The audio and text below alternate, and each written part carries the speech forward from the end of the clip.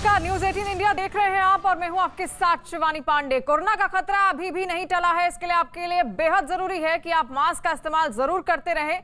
और लगातार news 18 India अपने दर्शकों से अपील करता आया है कि वो मास्क जरूर पहने, क्योंकि कोरोना का खतरा अब भी टला नहीं है। ये जंग लगातार जारी है। इसके लिए न्यूज 18 इंडिया ने एक मुहिम भी शुरू की है, #मास्क पहनो इंडिया। तो जब तक आप किसी सुरक्षित स्थान पर ना पहुंचे तब तक मास्क आपके लिए बेहद जरूरी है। महाराष्ट्र के रायगढ़ में महाड़ में जमीन खिसकने से हुए हादसे में मौत का आंकड़ा बढ़कर 44 हो गया है। महाड़ के तलई गांव में सबसे ज्यादा तबाही हुई है। वहां पर 33 लोगों के शव निकाले गए हैं, जबकि करनाल गांव से 11 लोगों के शव निकाले गए हैं। अभी भी 50 लोगों के मलबे में दबे होने की आशंका जताई जा रही है। बताया जा रहा है कि महाराष्ट्र में बाढ़ और भारी बारिश की वजह से पिछले 4 दिनों में 136 लोगों की मौत हो चुकी है। तस्वीरें आप देख रहे हैं, महाराष्ट्र में लगातार बारिश हो रही है। बारिश की वजह से वहां पर काफी लोगों को परेशानियों का सामना करना पड़ रहा है। जिस तरह की तस्वीरें वहां से सामने आ रही हैं, कहीं जमीन खिसकने की तस्वीरें सामने आ रही हैं, तो भारी बारिश की वजह से वहां पर लोग काफी ज्यादा परेशान हैं। और महाड़ के तलई गांव में ये तस्वीर आप देख रहे हैं। महाराष्ट्र में रायगढ़ के महाड़ में बारिश की वजह से भारी तबाही हुई है। वहां पर मकानों और सड़कों को काफी नुकसान पहुंचा है। तो उधर रत्नागिरी में लोगों के मकानों में पानी भर गया। सांगली में सड़कें कहीं दिख नहीं रही हैं, तो कोल्हापुर में भी पानी ही पानी दिखाई दे रहा है। महाराष्ट्र में भारी बारिश के बाद पैदा हुए हालात की 5 तस्वीरें आपके सामने हैं। रायगढ़, रत्नागिरी, सांगली और कोल्हापुर, ये 5 तस्वीरें आप देख रहे हैं। पहली तस्वीर रायगढ़ महाराष्ट्र से है और दूसरी तस्वीर मकानों में किस तरह पानी भर गया है आप देख सकते हैं। जमीन खिसक गई है, जिसकी वजह से वहां पर मौजूद जो लोग हैं उनको खासा परेशानियों का सामना करना पड़ रहा है।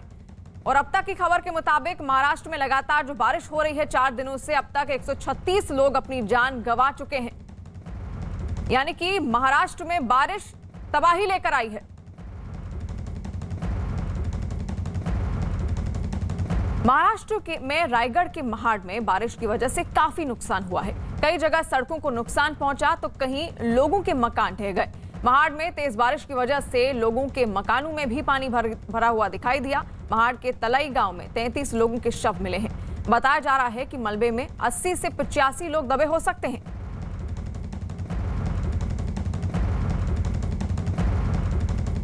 अब तक आपको क्या यहाँ पर जानकारी मिली और आप खुद यहाँ पर देखने के लिए आए हैं? महाड़ पोलादपुर के क्षेत्र में बारिश के समय में ऐसा कोई ना कोई आपत्ति होना ये तो आम बात है, पर इतने बड़े पैमाने पर जब यहाँ पर क्षति पहुँचती है तो जाहिर सी बात है कि सब लोगों के मन में एक तरह की मैं कहूँगा मन में दहशत बैठ जाती है। और ऐसे समय में प्रशासन का साथ में होना बहुत जरूरी है। 20 घंटे से ज्यादा का समय करीब होने वाला है और ऐसे में अब तक रेस्क्यू ऑपरेशन नहीं हो सका। 12-13 घंटे तक लोग यहाँ नहीं पहुंचे। प्रशासन के इस तरीके की भी खबरें आ रही हैं। बिल्कुल, जैसे ही कल लगभग 4 बजे ये घटना हुई है, तो जैसे ही ये सूचना मिली है, इमीडिएटली यहाँ पर रिस्पांस टीम का पहुंचना आवश्यक था और उसको पहुंचाने के लिए प्रशासन के माध्यम से प्रयास होने की आवश्यकता थी। दुर्भाग्यवश अभी तक हो नहीं पाया है। तो ये कहीं ना कहीं यहाँ पर जो चीज चल रही है वो मुझे लगता है सही नहीं हो रही है। जल्द से जल्द इन लोगों को जो सारी सुविधाएं देने की आवश्यकता है, लोगों को यहाँ से निकालने की आवश्यकता है और कितने लोग हैं ये देखने की आवश्यकता है। डॉक्टर, कितने लोगों की डेड बॉडी अब तक निकली है और क्या अभी तक अपडेट है? अभी तक 33 लोगों की डेड बॉडी निकाली जा रही है और अभी तक हमारे पास 85 लोग की लिस्ट आई है। उनमें से उनका बचाव कार्य अभी एनडीआरएफ की टीम कर रही है। जितने लोग गए हैं उसमें क्या मैक्सिमम लोगों की डेथ हो चुकी थी या फिर अभी मतलब उनके संभावनाएं हैं कुछ? नहीं, अभी तक जो मिले वो सभी डेड ही थे। अभी कुछ भी संभावना नहीं है क्योंकि बारिश बहुत ज्यादा है और गिरने के लैंडस्लाइडिंग की वजह से सबकी सब डेड बॉडी ही निकल रही है। एक भी कोई बचा हुआ नहीं निकल रहा है। कितने बजे की घटना है, आपको कब पता चला ये?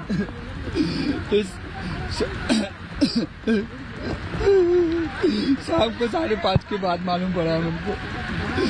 बहुत बुरा हुआ है, बहुत बुरा हुआ है। सब लोग गए हमारे, सब गांव खाली हो गया हमारा, सब गांव खाली हो गया। मेरा जन्म, मेरा भूमि सब गया इधर से, सब गया सब। महाराष्ट्र के कोल्हापुर में भारी बारिश की वजह से पुणे बंगलुरु हाईवे पर लंबा जाम लग गया। कई घंटों से लगे जाम में लोगों को भारी परेशानी का सामना करना पड़ रहा है।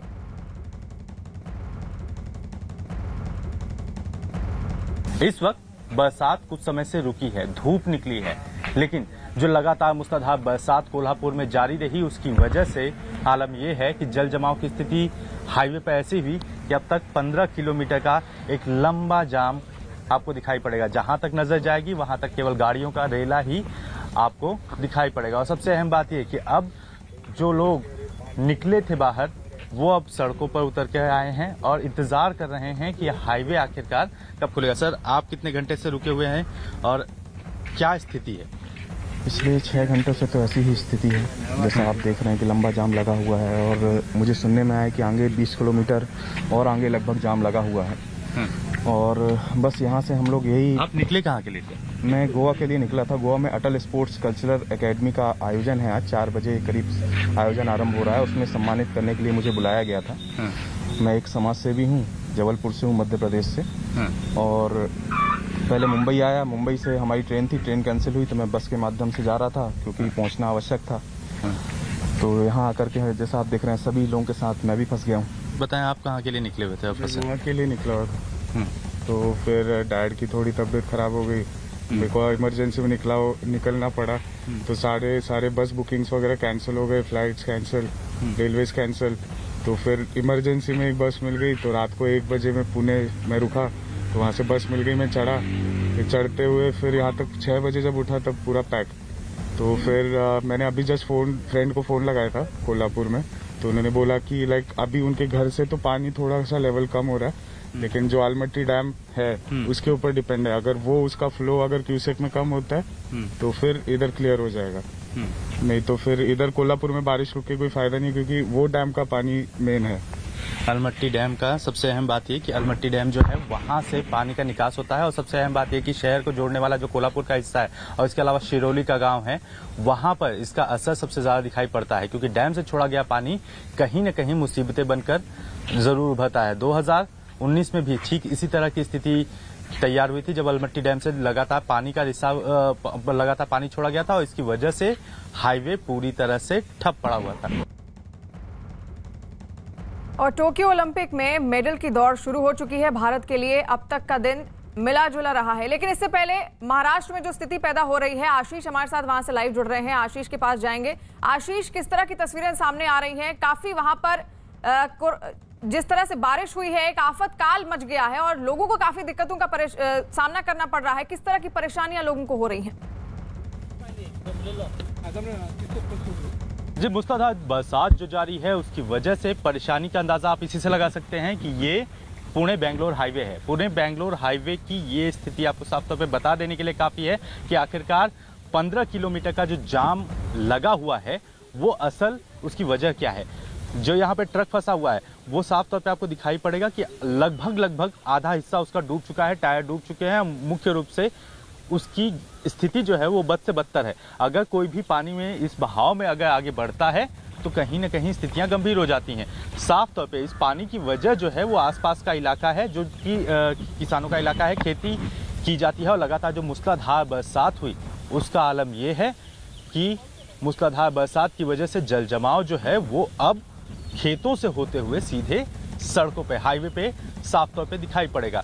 अभी भी रुक रुक कर बरसात जारी है और यही वजह है कि पूरा जो पुणे बेंगलोर हाईवे है वो पूरी तरह से प्रभावित है। यहाँ पर दूसरी तरफ मैं आपको कुछ तस्वीरें दिखाऊंगा। यहाँ पर देखें, ये खेत भी, ये जो किसानों के खेत हैं वो भी पूरी तरह से बर्बाद हुए हैं। और हाईवे, उसकी तस्वीर इससे भी ज़्यादा बदतर।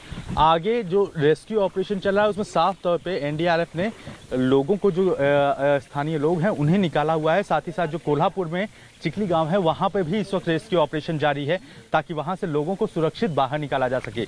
आगे अगर आप जाएंगे तो जहां पर कोल्हापुर के शिरोली गांव जो पड़ता है, शिरोली गांव पे भी इसका साफ तौर पे असर दिखाई पड़ रहा है और यही वजह है कि कोल्हापुर की कनेक्टिविटी शिरोली से जो है वो टूटी हुई है। निश्चित तौर पे यही एक परेशानी की सबसे बड़ी वजह है और गाड़ियों को इसी वजह से यहाँ पर रोक दिया गया है और यहाँ से आगे तक का रास्ता जब तक क्लियर नहीं होता तब तक जो है गाड़ियाँ आगे नहीं जा सकती। छोटे छोटे हिस्सों में ही जो है गाड़ियों को रोका गया है ताकि कोई भी गाड़ी अचानक ही जो तेज़ बरसात शुरू हो तो ऐसे में उसकी चपेट में ना आने पाए।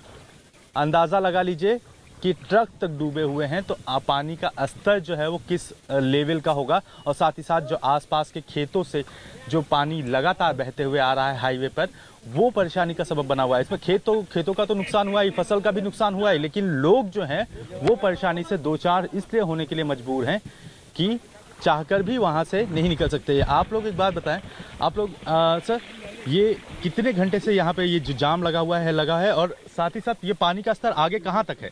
ये कल से जाम है इधर पूरा। हम लोग हाईवे की स्टॉप है हमारे इधर कुल्लो पुलिस स्टेशन के सब अनिल पाटिल सब है सब इधर। वो आगे कहाँ तक ये पूरा 2 किलोमीटर तक ऐसा ही पूरा जाम हुआ है। और फिर शिरोली तक का इलाका? शिरोली में उधर 6-7 फुट पानी है उधर रोड पे, वहाँ पे और भी।